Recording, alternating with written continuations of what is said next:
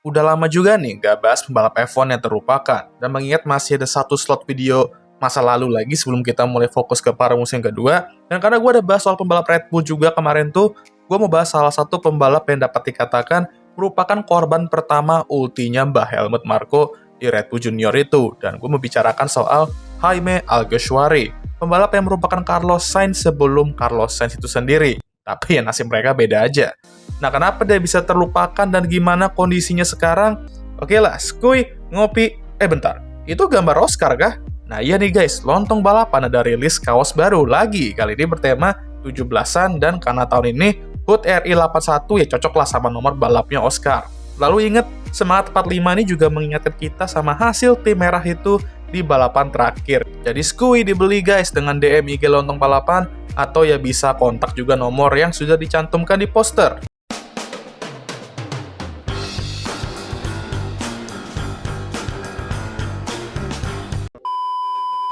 Oke, back to the topic. Jadi kita bahas dulu karir sebelum F1. Nah, dia tuh merupakan pembalap Spanyol, dan dia memulai debutnya di single seater pada tahun 2005. Dan di tahun ini juga, dia sudah diambil oleh Red Bull sebagai salah satu pembalap junior program mereka.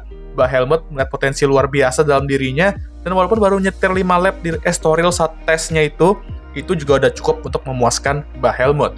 Jaime pun meraih beberapa prestasi di feeder series seperti menjuarai Formula Renault 2.0 Italia Winter Series di 2006 dan British Formula 3 International Series pada tahun 2008. Lalu tibalah nih debutnya di F1 pada tahun 2009, di mana dia menggantikan Sebastian Bourdais di Toro Rosso. Oke, dulu pembalap Red Bull banyak kali namanya Seb ya. Sebastian Vettel, Sebastian Buemi, Sebastian Bourdais.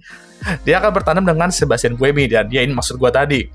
Jaime menjadi pembalap termuda yang balapan di F1 saat itu, dan juga merupakan pembalap kelahiran 90-an pertama yang balapan di F1. Kalau kita ngomongin ini tanpa konteks, fullnya mungkin ya, lu mungkin berpikir bahwa Jaime ini semacam prodigy kayak Max Verstappen, Kimi Antonelli, Lance Stroll. Jadi bagaimana debutnya bang? Ya sulit sih, ada beberapa hal bagusnya, cuman dia hanya finish 3 kali di 8 balapan tersisa 2009 itu, tapi ya wajar. Lu masih muda, masih rookie, belum banyak pengalaman, jadi pembalap tembak di sisa musim. Ya ini anggap aja sebagai demoran dulu aja deh untuk full musimnya di 2010. 2010, masih di Toro Rosso, dia juga masih bertandem dengan Seb Buemi. Awalnya cukup meyakinkan, dia berduel keras dengan 7 kali Jordan Michael Schumacher di ronde kedua Australia dan mencetak poin pertamanya di ronde berikutnya yaitu di Malaysia Sepang. Setelah itu, emang kembali sulit, selain mobilnya yang emang sangat kuring, dia pun juga ya sangat struggling dan hanya mencetak 5 poin musim itu dari 19 balapan. Dan kalah juga dari rekan timnya yaitu Seb Buemi yang mencetak 8 poin. Tetapi fun fact yang tidak begitu fun fact jika Anda Jaime Alguersuari di tahun itu ialah Mbah Helmut meminta hal yang sangat gak logis kalau kata gue dan mungkin beberapa dari kalian juga. Dia bilang ke Jaime kalau lu harus bisa miracle, bisa menjanjikan miracle. Lu harus bisa menang di Toro Rosso itu untuk mengamankan masa depan lu di Red Bull family ini. What? Like, what? Lu expect dia untuk kayak Seb di 2008 Monza gitu? Dengan Toro Rosso lontongnya itu? Sehat nih mbah. Dan emangnya, tetapi Jaime mampu stay di Toro Rosso di 2011 dan masih bertandem dengan Seb Buemi. Namun masa depannya masih menjadi tanda tanya juga di sini, karena seorang Aussie muda juga menunggu kesempatannya untuk naik ke seat itu. Ya, gue nggak perlu sebut namanya siapa. Sudah jelas lah, Kang Senyum Pepsodent itu, Jaime mampu merespon keraguan-keraguan itu dengan baik dan menjalani musim terbaiknya di F1. Meraih poin lebih rutin, raih best finish, dan menyamainya berapa kali, dan mengalahkan rekan timnya Seb Buemi kali ini. Progresnya jelas, dan mobil Toro Rosso itu juga mulai berkembang juga. Namun itu semua ternyata tidak cukup. Di 2011 saja, beberapa kali dia dan Mbah Helmut kembali cekcokan, seperti Mbah Helmut yang mengamuk saat dia menahan Seb Vettel di sesi free practice Korean Grand Prix. Oke, dia menahan pembalap senior, dan itu emang salah. Ya oke lah, wajar lah lu ngamuk, tapi ini kan free practice, mbah. Kok ngamuk-ngamuk banget kayak Seralis yang kebobolan di menit terakhir?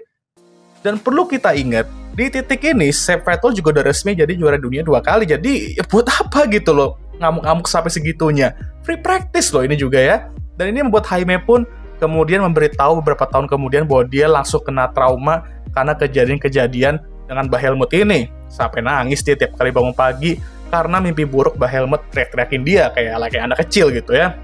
Emang agak-agak Mbak satu ini emang ya.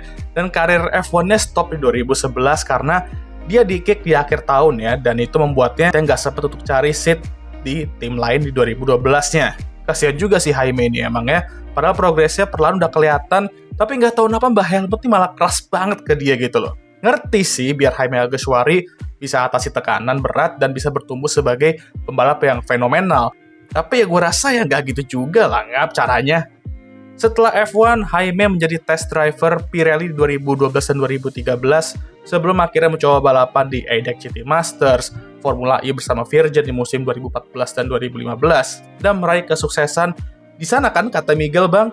Nah kan, sotoy lagi nih Miguel, orang dia pensiun setelah itu. Hah? Pensiun? 2015? Usianya berapa saat itu bang? Di 2015 dia berumur 25 tahun karena dia kan kelahiran 1990. Jadi ya dia pensiun di umurnya Oscar Piastri sekarang. Semudah itu padahalnya, cuman gue rasa setelah apa yang dilalui dengan Mbak Helmut, terus mungkin ngerasa nggak akan kemana-mana juga sebagai pembalap, ya dia mutusin buat menempuh jalan baru ini. Jalan baru yang lu maksud tuh, ya mungkin edukasi kayak lanjut edukasi mungkin bang? Bukan. Ya DJ yo. Ini bestia Lando ini ya. Jaime memiliki passion di bidang musik dan dia menggunakan passion itu sebagai karir baru setelah balapan. Nama panggungnya Squire dan sudah merilis beberapa album juga. Well, seneng lah dia bisa sukses di tempat lain walaupun bukan di balapan ya. Beberapa kali dia masih suka ikut ajang balapan juga sih sebenarnya, seperti Spanish Karting Championship 2021, dan beberapa kali di interview juga di mana dia cepu-cepuin tuh soal hal-hal buruk yang Mbak Helmut lakukan ke dirinya. Tapi di sini gue sebenarnya mau nanya ke kalian juga deh, apakah yang dilakukan Mbak Helmut ke dia tuh buruk banget atau buruk tapi yang masih bisa ditoleransi lah, karena ini kan Mbak Helmut menjadi dirinya sendiri, keras, tegas, dan tiada ampun untuk balap-balapnya seperti biasa. Kalau gue sih oke lah, sekian video kali ini. Malah kabur dia.